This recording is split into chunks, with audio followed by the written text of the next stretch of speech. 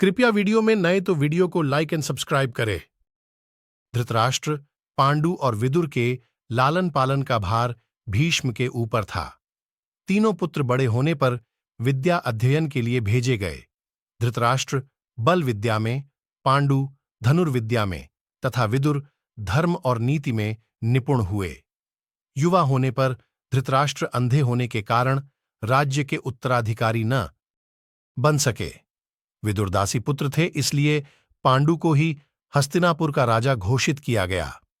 भीष्म ने धृतराष्ट्र का विवाह गांधार की राजकुमारी गांधारी से कर दिया। गांधारी को जब झांत हुआ कि उसका पति अंधा है, तो उसने स्वयं अपनी आंखों पर पट्टी बांध ली। उन्हीं दिनों यदुवंशी राजा शूरसेन की पोषित कन्या कुंती जब सयानी हुई, तो पिता ने उसे घर आए महात्माओं के सेवा में लगा दिया।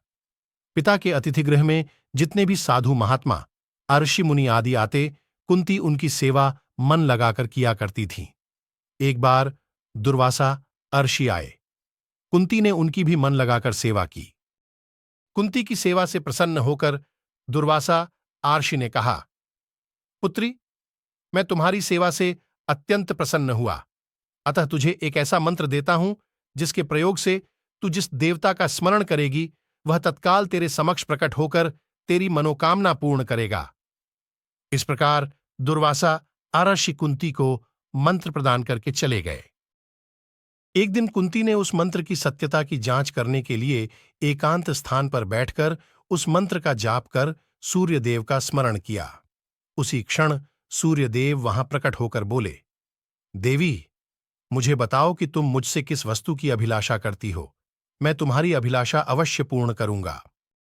इस पर कुंती ने कहा, हे देव, मुझे आपसे किसी भी प्रकार की अभिलाषा नहीं है।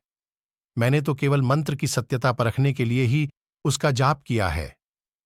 कुंती के इन वचनों को सुनकर सूर्यदेव बोले, हे कुंती, मेरा आना व्यर्थ नहीं जा सकता। मैं तुम्हें एक अत्यंत पराक्रमी तथा दानशील पुत्र प्रदान करता हूं। इतना कहकर सूर्यदेव अंतर्ध्यान हो गए। कुंती ने लज्जावश यह बात किसी से नहीं कह सकी। समय आने पर उसके गर्भ से कवच कुंडल धारण किए एक पुत्र उत्पन्न हुआ। कुंती ने उसे एक मंजूषा में रखकर रात्रि बेला में गंगा में बहा दिया। वह बालक बहता हुआ उस स्थान पर पहुंचा जहां पर धृतराष्ट्र का सारथी अधिरथ अपने अश्व को गंगा नदी में जल पिला रहा था। उसकी दृष्टि कवच कुंडलधारी शिशु पर पड़ी।